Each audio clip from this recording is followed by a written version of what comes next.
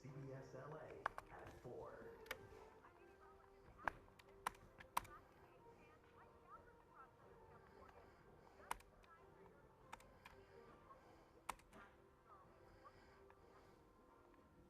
Plus, an ambush attack. Community on alert after a woman is stabbed in the neck while walking near a park in downtown LA. And more fallout after golf legend Tiger Woods' arrest for DUI. What he says led up to the crash, his plea, and what's next in the case. Good afternoon, everyone. I'm Juan Fernandez. And I'm Amy Johnson. This is CBS LA at 4. We do have a live look outside. Some spring showers heading our way on the last day of March. It's been more than a month since SoCal has seen any rain, but that's changing tonight. That is right, Amy. We have declared a next weather alert as rain is expected to impact the evening commute. We're tracking the radar on what's going on right now. Meteorologist Alex Biston is in our next weather sphere monitoring. What's next, Alex?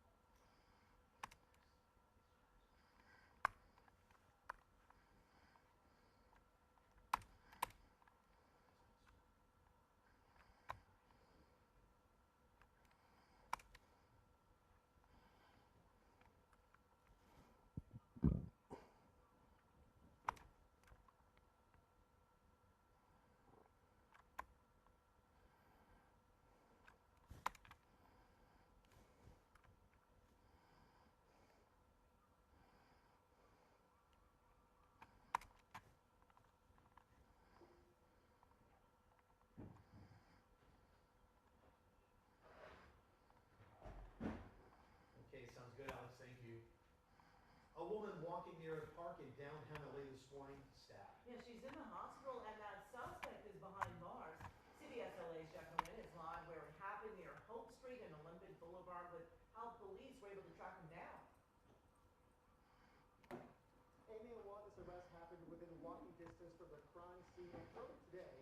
An LAPD supervisor told us that he felt confident that his team would find the suspect before the end of their shift. Well, about 2 hours after that conversation, they say they got their man. Video posted to Citizens shows a man being walked in handcuffs outside the Central Library in downtown LA 4 hours after a violent stabbing attack. About half a dozen blocks away near the corner of West Olympic Boulevard and South Hope Street is where police say a man stabbed a woman about 7 years old. Martin Harris and Floyd Merriweather are students who take part in a job corps program near the crime scene. Somebody doing that, especially to an older woman, that's just like horrible. The LAPD says at about 10:15 Tuesday morning, the victim was walking north on Hope when a man was walking in the opposite direction. Police say they could see from the security camera video the two did not exchange any words. We have an unknown motive at this time. A few hours later, investigators got an anonymous tip that led them to the library. Lieutenant James Mankey and Sergeant Delano Hutchins and their team spotted a man who fit the description of the suspect. There was no fight. The suspect complied. Captain Kelly Yeah, it should be coming online. Am I after this? Oh no, I'm close. Yeah, okay. Okay. It should be online momentarily. I think what's most important here today is that the public knows that this suspect is in custody. The crime scene is across the street from a park in an Arizona State There you go, Vin. University campus, as well as luxury apartments. People in this area say crime is not an ongoing problem. I feel safe all the time, so it's kind of surprising that seeing this. I walk down to the park to come chill for lunch almost every day. I feel safe and nothing's gonna happen. The LAPD says that a physician's assistant was nearby and that good Samaritan was able to apply pressure to the victim's neck until paramedics arrived. That victim is currently in critical condition after undergoing surgery. Tonight we are live in downtown Los Angeles. Jeff Nguyen, CBS LA. Jeff, thank you. Now to this. Golf legend Tiger Woods pleaded not guilty today in connection to his DUI case in Florida.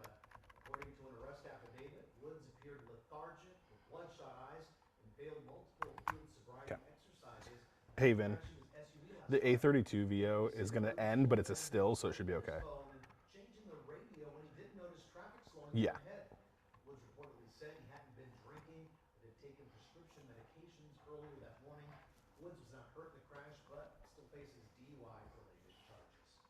Woods just issued a statement saying, "I'm stepping away for a period of time." Yes, they did, lady. We just reported that. Thank you. Thanks, David. Necessary in order for me to prioritize. Yes, thank you, everyone. I did get my haircut today, this morning. Shout out to my barber, Well, we are following some developing news. Jared at Barberden. Suing after they say a deputy wrongfully shot their loved one. That's right. Let's go to assignment editor Mike Rogers. He's at the desk. Yeah. This family thought someone was breaking into their home and they called 911 for help. They did, and unfortunately, this ended with that deputy who responded actually shooting one of the family members that the attorney for the family says was running out to get help as this whole thing was going down. Now, we'll show you the photo of the family here, and we'll show you some of the video that will come along with it. Now, this is the family that was inside. They say they called 911 after they believed somebody was breaking into their home. The family says through the course of their attorney that the deputy showed up. They were on the phone with the dispatcher. The dispatcher told them it was safe to come outside as the deputy arrived. Now, the family accuses the deputy of hiding behind the pillar there, although law enforcement experts will tell you that he was finding cover in case the alleged perpetrator was potentially armed. So that's the deputy. He comes back up to the door, knocks on the door once again, and it's at this point the lawsuit alleges that the family came outside. Now, we're going to show you the video of what happens next. We do want to warn you that some of this may be disturbing to some of our viewers.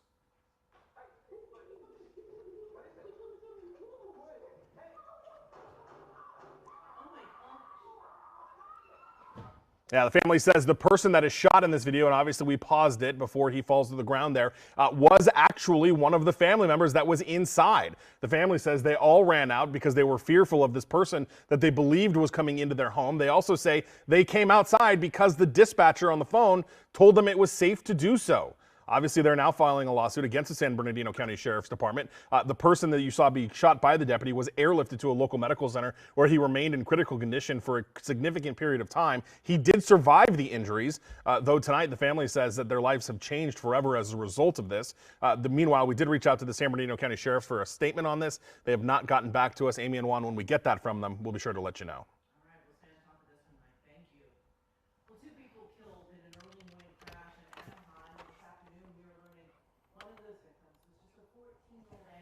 It's okay, Orlando. I forgive you.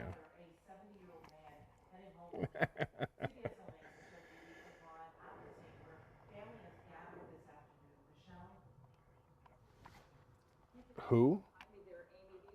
Who is that? Oh, let me. What's her? AL. What's her? How do you spell her first name?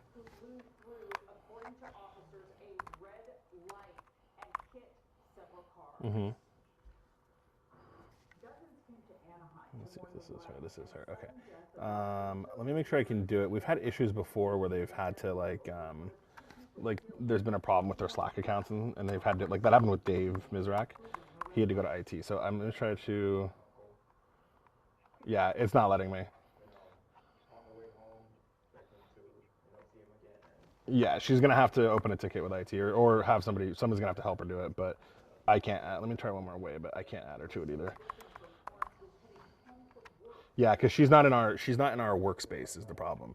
Oh wait, you know what? But I actually may be able to click their coworker. Actually, maybe I can force her to do it. Add them as a member. All set. So okay, so I've done the request for her. So as soon as somebody approves it, then we can add her in. Okay, bye.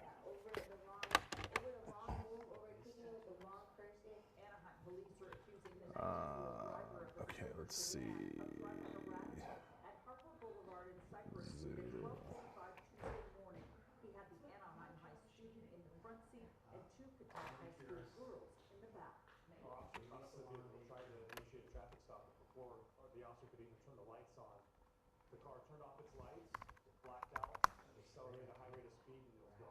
Seconds later, a few blocks away at the intersection of Anaheim Boulevard and Lincoln Avenue, officers say the teenager didn't stop for the red light.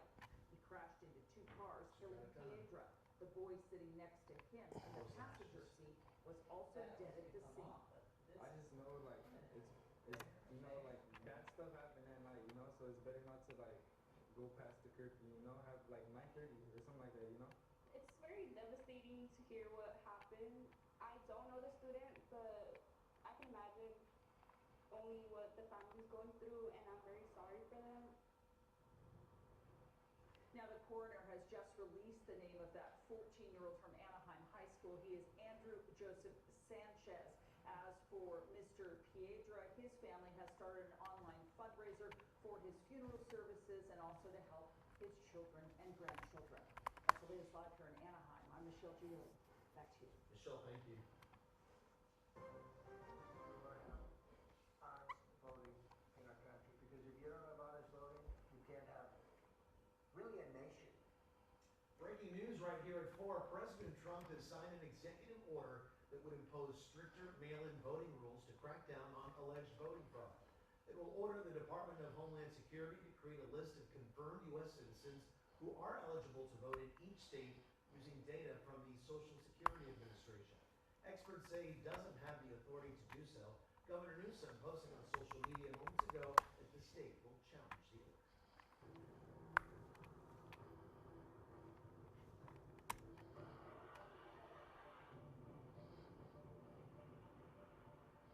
Well, a little more than an hour after sending an evacuation notice to a building in a southern suburb of Beirut, Israeli warplanes struck that building, destroying it.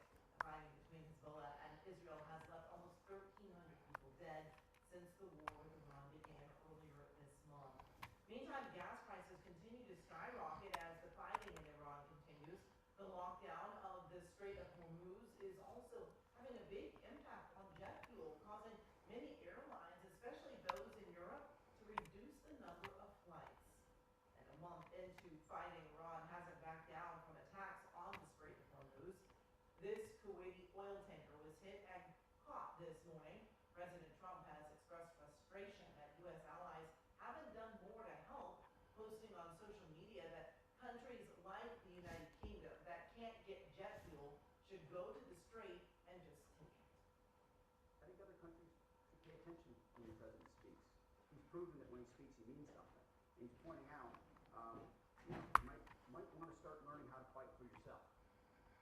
Well, the U.S. is less reliant on oil from the Strait of Hormuz than many other countries, but the global jet fuel shortage is having an impact here.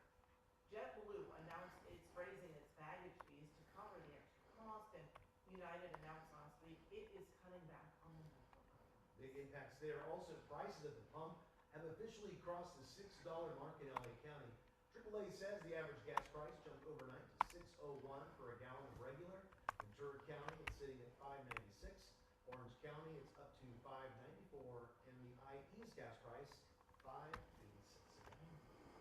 Well, coming up, NASA astronauts getting set for liftoff as they prepare to make space history. Amy, plus an unwavering good deed while a local widow is saluting a group of utility workers who stepped up when she least expected it. And it's game time for local fans trying to secure their LA 28 Olympic tickets. The golden opportunity being presented to Lucky Crew. Tracking light showers across Southern California just in time for your evening commute. I've got temperatures in the 60s with a cool day, a cloudy day, and getting wet as we head into the evening. I will have more to report. Well, this is the first time I felt warm here in a while. Really, I was just thinking, did I get an email from LA 28? Telling me I'm part of the. Friends of mine did. They just texted. Oh, really? They just got told what their window was there at the time.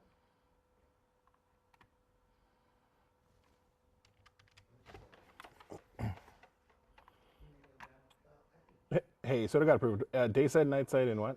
I'm guessing the station's going to credential all of us just in case. Weekend mornings or So so weekend PMs and weekday mornings. Okay. Bye. Yeah, bye. diving, gymnastics, Which one? swimming. What, Mike? The reading, right?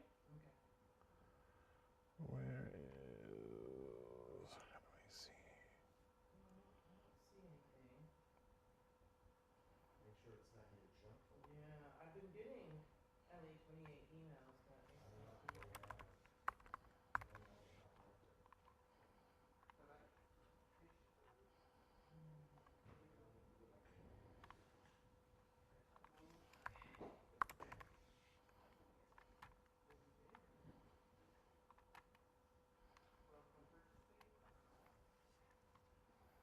CHP helicopters moving. Can you check it out? Where at? Where are you seeing it, Miguel? Oh no, they're just doing patrol. They're not in pursuit. I see them. They're downtown.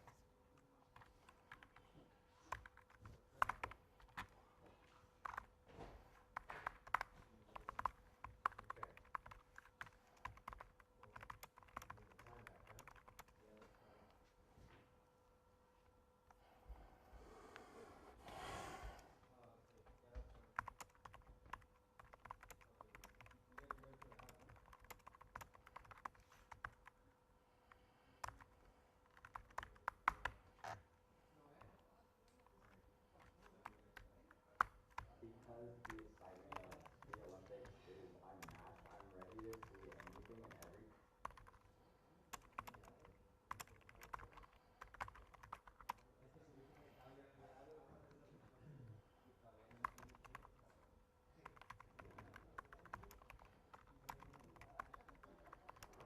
Well, the state of California and other parts of the rest of the country are honoring Farm Workers Day, celebrating the National Farm Workers Labor Movement.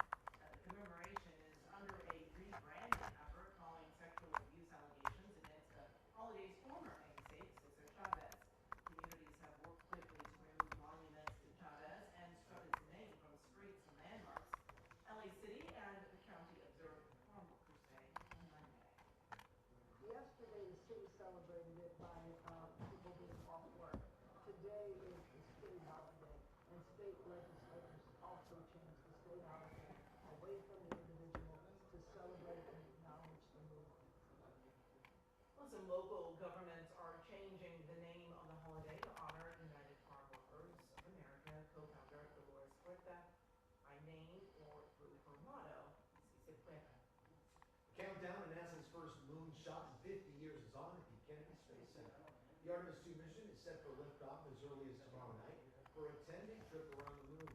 Final preparations are happening as we speak, both inside the Space Center and for the 400,000 spectators expected before.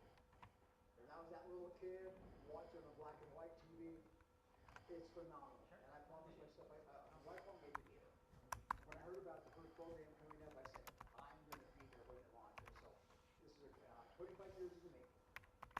Going up to the moon is a 3-man, 1-woman crew, and it includes the first black astronaut to take part in the lunar mission. Pilot Victor Glover, a native of Pomona, hopes this will be a unifying event amid America's polarization. Well, the opening ceremony for the Summer Olympics in LA doesn't get underway until 2028, but for fans who previously registered, well, notifications for the first ticket draw started today. And according to LA 28, 5 million people pre-registered for tickets. First access will go to locals in certain zip codes in California and Oklahoma.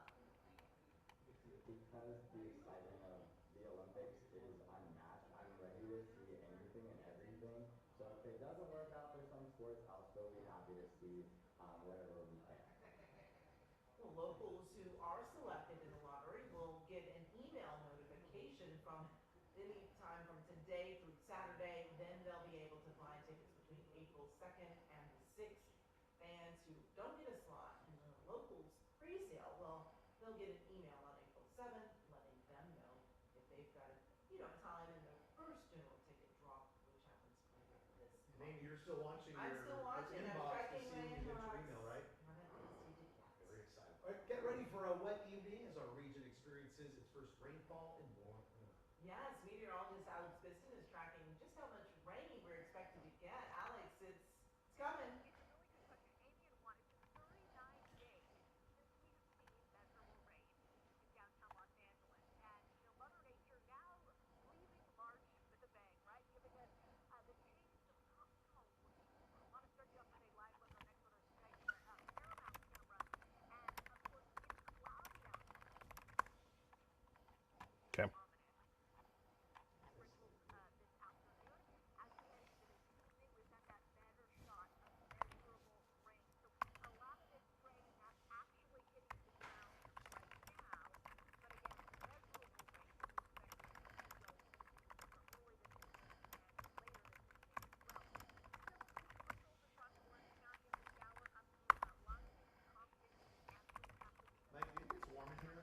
No. No? You're not feverish. No, I had coffee right before that. Oh, yeah.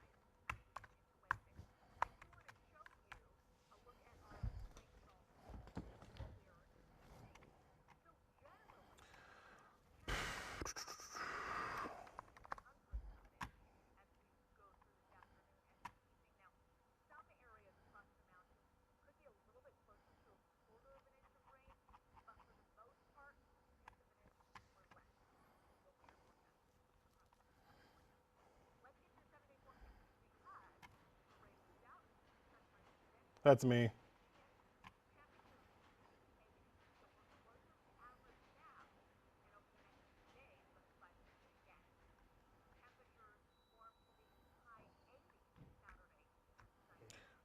Okay. Hey, Alex here at the desk. We're learning new information about a controversial transfer of an elephant from the LA Zoo. It was moved to Tulsa, and now it's sick. The celebrity pushback. That's a head one. All right, Mike, plus renewed faith in humanity. Utility workers helped pick up a local widow while she was down. Beautiful surprise she never saw coming. Let's see. Thank you, guys. Yeah, Miguel, no pursuit, 6 monitors running cords. Yeah, kind of. I mean, the way I've got it set up, I've got 1, 2, 3, 4, but I've split them up. Thank you. Hi, Mike. I'm bringing you the very latest information off the printer. Thank you. This is Tiger Woods' arrest affidavit. Oh, wow. Yes. So we'll be going through this for Right off the printer. for 5. Hi, YouTube. Yes. Thank you, Juanito.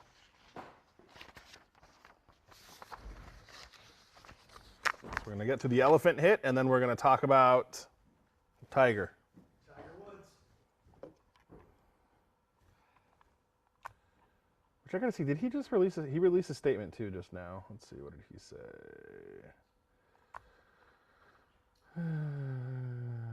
Seek treatment. Yeah.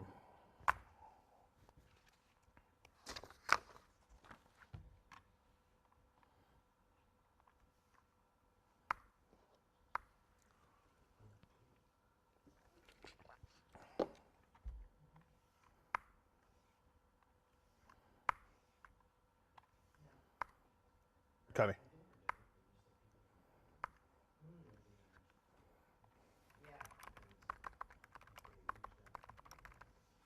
Thanks, Marco.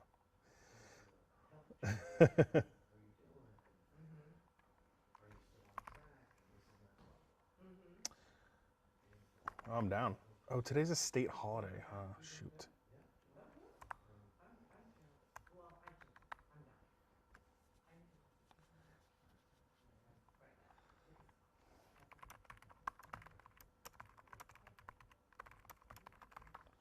Yeah, we're on YouTube right now.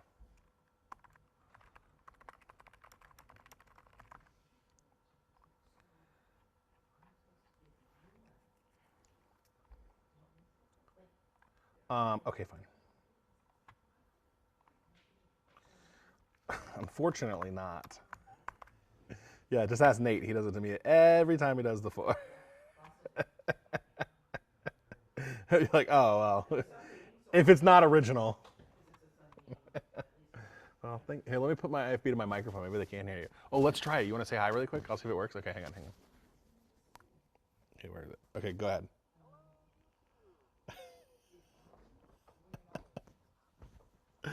Okay, now let me listen and see if I can hear it back. what I'm trying to hear.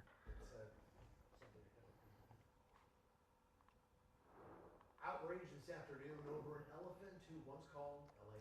Yeah, CBS LA assignment editor Mike Rogers is at the desk. And Mike, in a controversial move, the elephant was moved from the LA Zoo to Tulsa. And Yeah. now it's sick.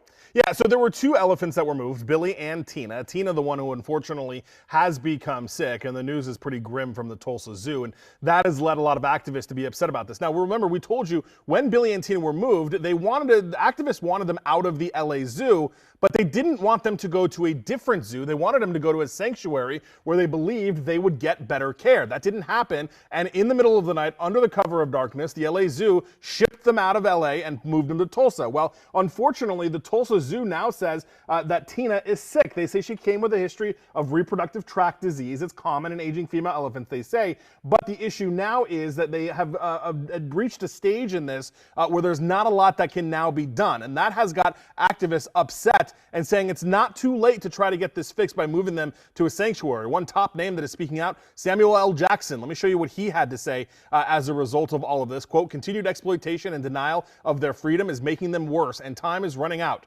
Join me in supporting in defense of animals and urge the Tulsa Zoo to retire these elephants before it's too late. Now, the Tulsa Zoo sharing a message on their website about Tina. We'll show you part of their message saying, treating a uterine infection in an elephant is extraordinarily complex. Because of Tina's size, the positioning of her reproductive tract, and her advanced age, there are very limited options beyond antibiotics. And unfortunately, antibiotics alone will not fully resolve the infection. So tonight, the Tulsa Zoo is saying they need to be transparent, saying conversations like this are difficult, but this could potentially lead to a life-threatening disease for Tina as a result of this. Now, again, activists have been very upset about the treatment of the elephants, saying they should have gone to a sanctuary to begin with, but they weren't. Once they left LA, they were sent to Tulsa, and now Tina is having health issues in Tulsa that the zoo acknowledges may not be fixable.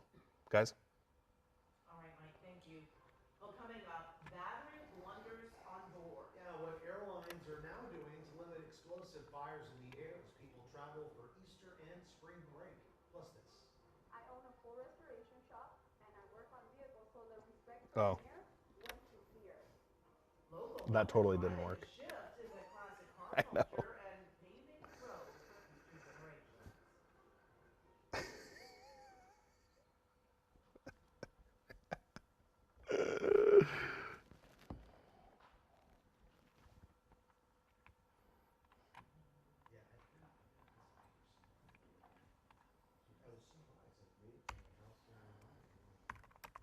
You have a city now? Even if it's a little bit, right? If it's Yeah. compounding for Yeah. 36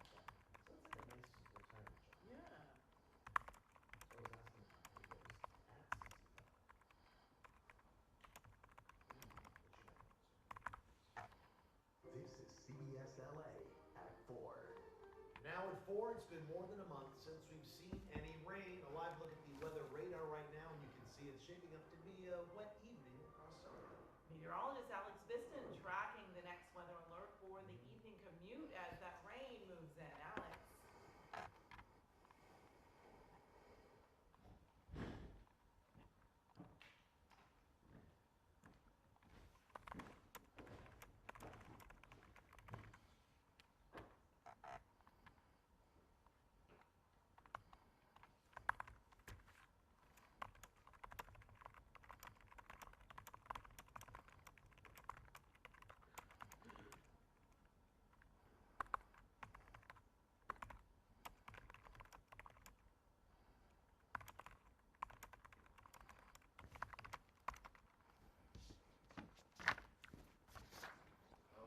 Sounds great, Alex. Thank you.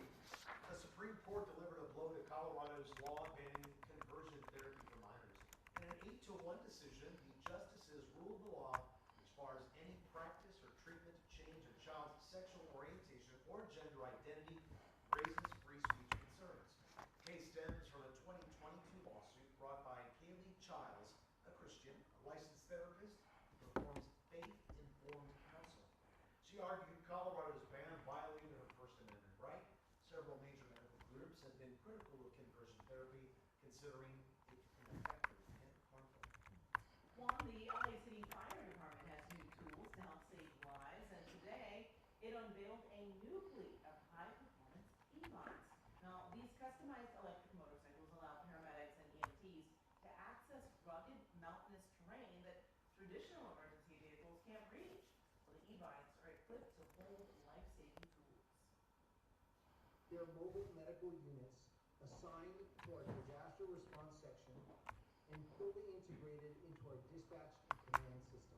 Each team consists of 2 riders delivering full basic life support capabilities. The LAFD says it's getting 30 of these e-bikes. AT&T technicians going beyond the call of duty for a widow in Colton. CBS LA's Joy Benedict shows us their effort to keep her front yard American flag flying high. It's a city proud of its patriotism. Thanks, Carlos. Appreciate it. Hey guys, how is everyone? Sorry, I'm just catching up a little bit. Do you guys like to read the Tiger Woods affidavit with me? His arrest affidavit? Let's see, let me get this locked in here. Okay, this is what I do. So we're doing for 5. So this, right here, is a public records request for the Martin County Sheriff's Office in Florida.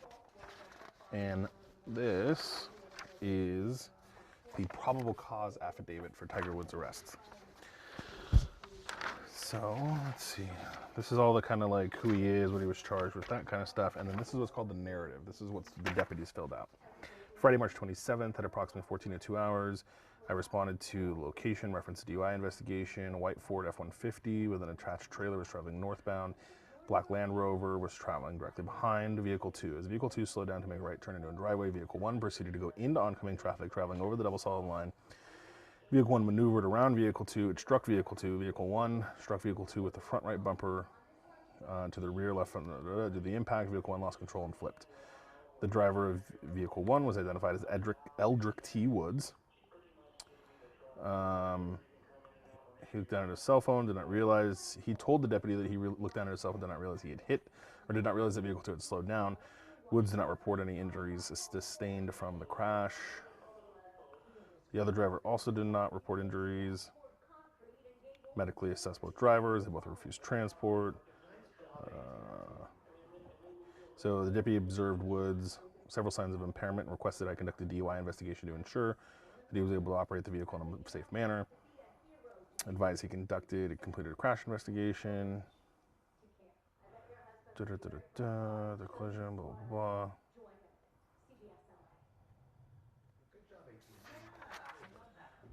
Let's see, they made contact, provided documentation. I observed Woods to be sweating profusely. Woods was sitting in the backseat of a vehicle which had cool air flowing. After the deputy finished his investigation, that he was at the DUI. I advised Woods, conducting criminal DUI investigation to ensure he was able to inquire about the collision, which Wood said he was looking at his cell phone and changing the radio station and did not notice the vehicle in front of him had slowed down. Wood stated that he was coming from his house. Wood advised he did not sustain injuries. I observed him sweating profusely. His movement was lethargic and slow. He was extremely alert during the investigation. I was unable to look at Wood's eyes due to him wearing sunglasses. I asked him if he was willing to perform a few field sobriety exercises to ensure he was able to operate the motor vehicle. He agreed to perform his field sobriety tests. I instructed him to step out of the vehicle, walk to the front of the marked police vehicle. While walking, I observed him limping and stumbling to the right. Woods appeared to have a leg injury and had a compression sock over his right knee. Once in front of my vehicle, I asked Woods if he had any medical conditions. He advised he had 7 back surgeries and over 20 operations on his leg. Due to Woods' physical injury, I asked him to sit on the bumper.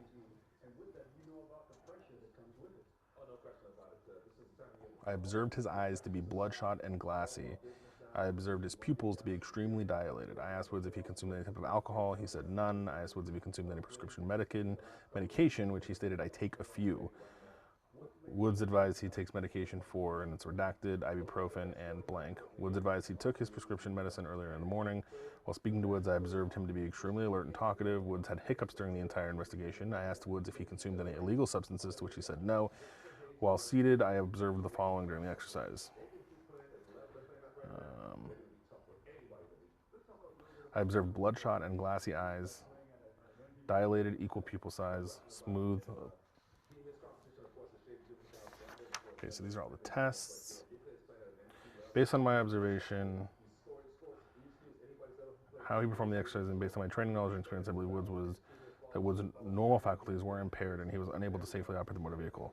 I advised Woods he was under arrest for DUI. During a search, the deputy located 2 white pills inside Woods' left pant pocket. A search of the pill through its identifying marks revealed it to be hydrocodone. These pills were collected and submitted evidence. Wood was transported to Martin County Jail without incident. Once at the jail, I began the 20-minute observation. Once inside the DUI room, and after the 20-minute observation, Woods requested to submit lawful test of breath for the purpose of determining its alcohol content, which he believed blew zeros. Woods was requested to submit a lawful test of his urine for purposes of determining presence of chemical controlled substance. He refused the test. I read the Woods advised he understood, but still refused to provide the test. I advised Woods that if he changed his mind during my time at the jail, to let the booking deputies know, and the urine test would be administered, and the implied consent would not apply.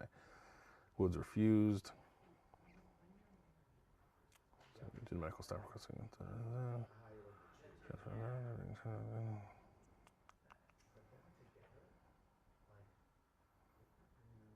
yeah, everything was hooked up on a body cam too. Okay. So what we're going to do for the 5 o'clock hour is pull some of these quotes out, and we'll put it on a full screen here so people can see it. We'll probably use the part.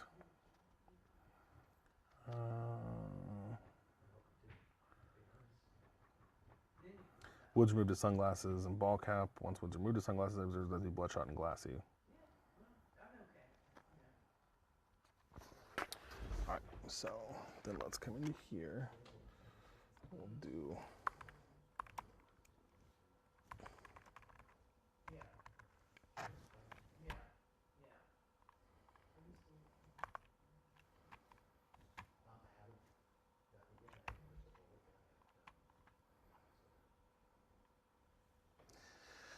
Oh, Wilson, that's what, we were talking about is like, he's, famous enough, has enough money. I don't know, all his circumstances, so I don't want to judge or anything like that. But yeah, I mean, it definitely would seem like he would be able to have somebody drive him around and not be on the road.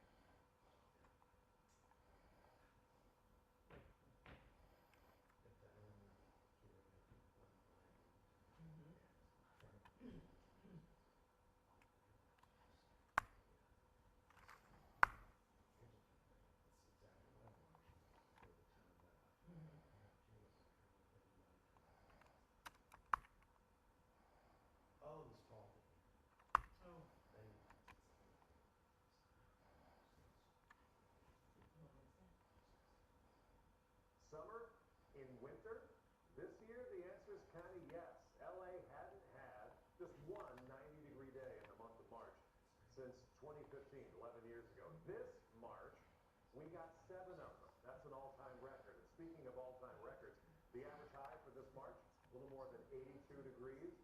That is 3.5 degrees hotter than the previous all-time record, and we have nearly 150 years of weather data to look back on.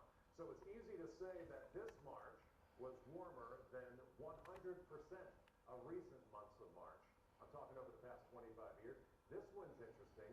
This March was warmer than 100% every single recent April that we've had. So it would have been a record-setting month if this was April and it was March. How about this? For the month of May, it was warmer than 88% of our recent Mays and almost warmer than half of our recent months of June. So literally, it felt like summer in March. As the month wraps up, it's a record setter. We may never see a March like this again.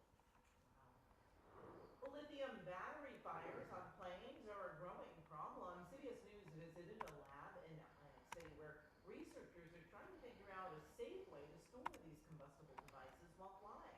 Well, look how fast this heat goes up in planes after the fire was ignited by a power bank. Many foreign airlines ban power banks in checked luggage and prohibit passengers from using them in flight. Now, if you notice your device is overheating or just feels too hot to the touch, call the flight attendant immediately. Oh, Vinny. Dinosaurs are back and closer than you think. A new full-body virtual reality trip lets people step into the world of prehistoric giants. Top paleontologists teamed up with London's Natural History Museum on the Age of Dinosaurs game. And players say it's as close as you can come. Thanks, man. Appreciate it. Creators say scientists You are late to the party. We're almost done today. muscle and tooth, bringing Could you imagine, Wilson? Be like, Wilson and I were talking, and we think. launches in the U.S. this week at the special virtual reality venues. Okay. Well, coming up, a World War II vet dancing the night away at 107 years old. How mysterious spirit refuses to fade. Look at him go. Plus, we dive into how scientists are collecting jaw-dropping data on great white sharks and why more shark sightings are predicted in SoCal this year. Alice?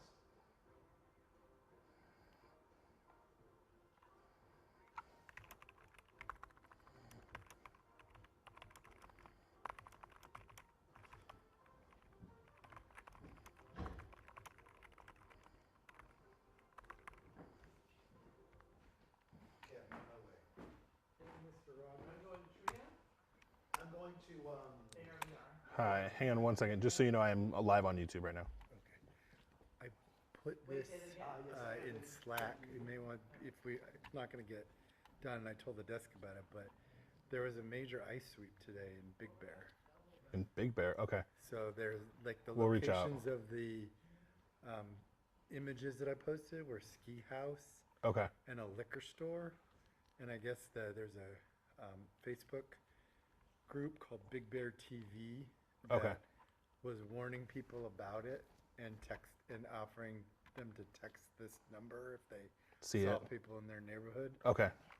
Orlando knows about it. He's working on it. Okay. But it's obviously a complex story. Right. If you get anything and can clear those photos, that might be something. Okay, sounds good. Thank you.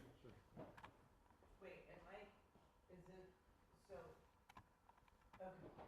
All good, all good.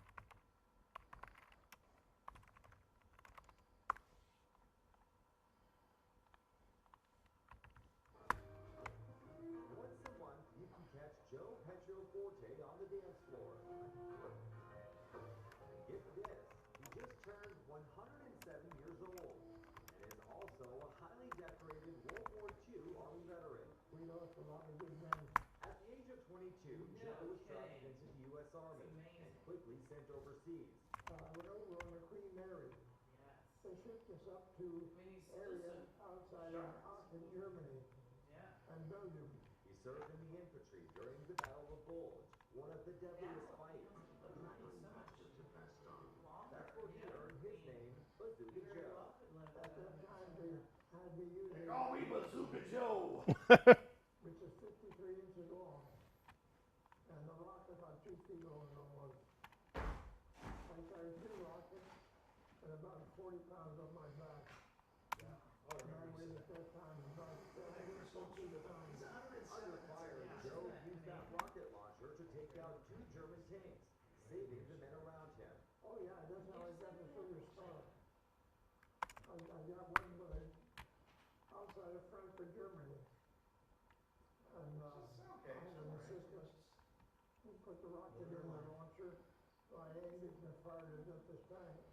Winning that battle was critical, helping stop the German offensive on the Western Front. About 3.5 months later, the war ended, but for Joe, life was just getting started. He moved to the San Fernando Valley.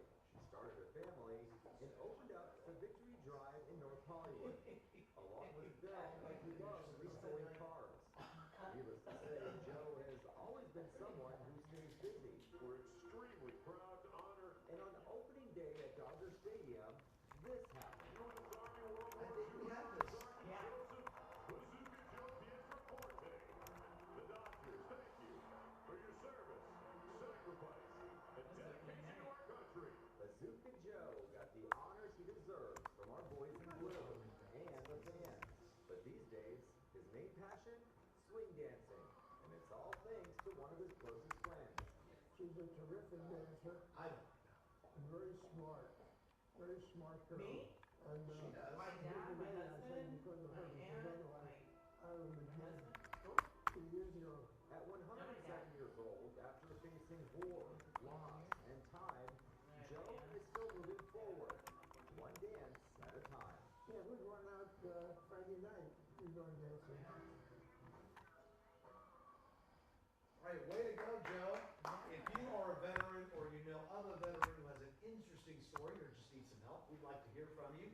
Email us at veteransvoices@cbsla.com. Well, the Cal State Long Beach Shark Lab is spending the week on the water tagging white sharks traffic movement along the coast. So drones actually help them, spot the sharks. Then they follow behind with a boat to safely tag and then monitor the shark's behavior. They say the data that they collect helps them better understand their movements in the Pacific Ocean. And with El Nino bringing Yeah, Miguel, I see it. It's reports of just some white smoke. It looks like you've got one engine on scene. They're checking it out. Well, I don't know about warmer, but definitely a rainy evening ahead to wrap up the month of March. And Alex Biston is tracking the storm's path and when things will dry up eventually, right, Alex? Yeah.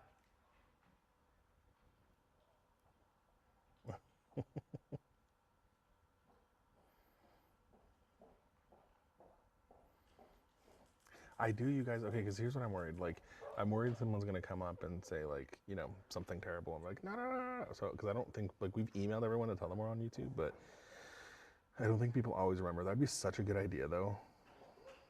I'm gonna have to get a sign. You didn't say that before too.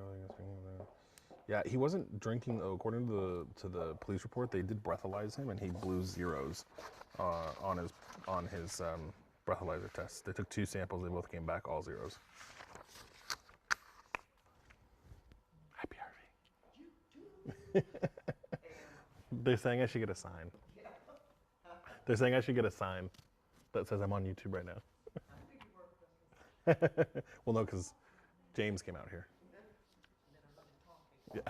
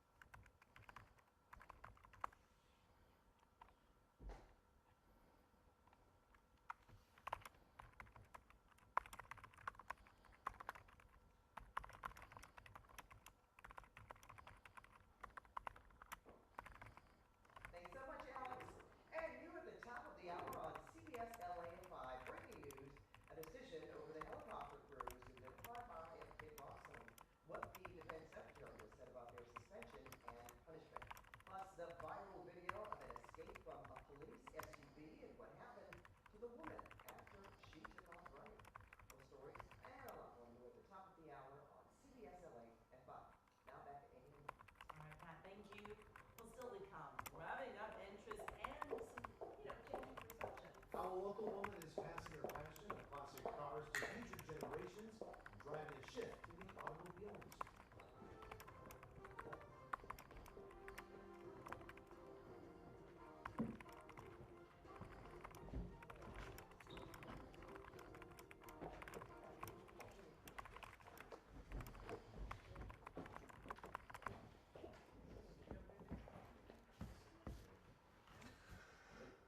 What is he over? Oh, he's over Dodgers. Let's see. All right, YouTube. I think I have to tell you goodbye soon. He always does.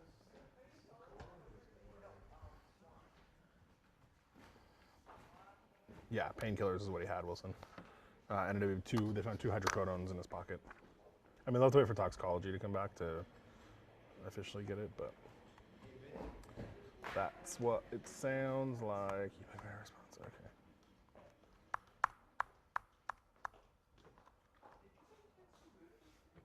We're debating out here. It's me and Pat. Oh, Pat, yeah. I think she's not. She's off tomorrow too. Oh. You got me, Pat. Yep.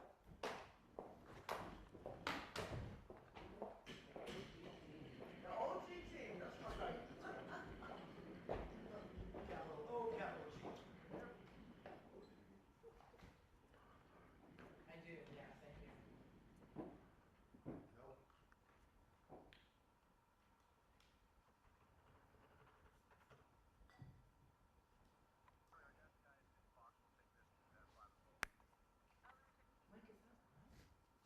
Yeah, this is live.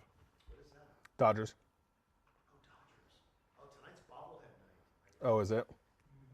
So, do you know which bobblehead it is? Is it Otani? I don't know. I only know because I heard another very difficult quarterback. Probably Otani. He's pitching today. No, Robert. And they even said, like, you better show up early because they're going to run out of bobbleheads. Maybe rookies this time. If there's 10,000 people come tonight, you have 10,000 bobbleheads. You can only sell the excess. Yoshi. It's Yoshi. Oh, Yoshi. Oh, okay. No, just the Mario character. Stop. Well, on this Women's History Month, research shows women are Okay, goodbye, YouTube. We'll see you.